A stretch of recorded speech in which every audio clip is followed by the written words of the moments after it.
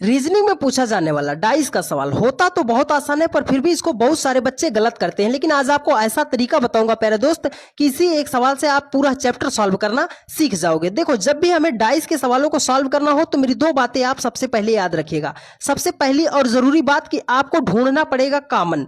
Common का मतलब कोई ऐसी संख्या जो दो तीन जगहों पर दिखाई दे, उसे हम बोलते हैं कॉमन। तो सबसे पहले हमें कॉमन ढूंढना है।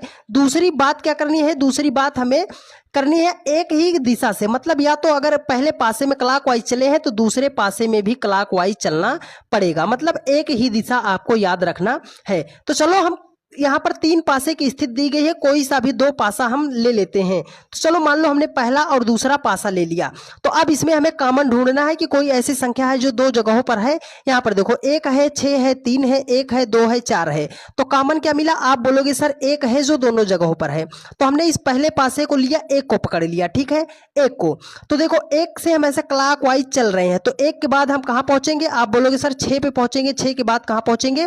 3 पर पहुंचेंगे। तो इसमें भी हमने एक को कॉमन लिया, तो एक को एक के नीचे लिख दिया।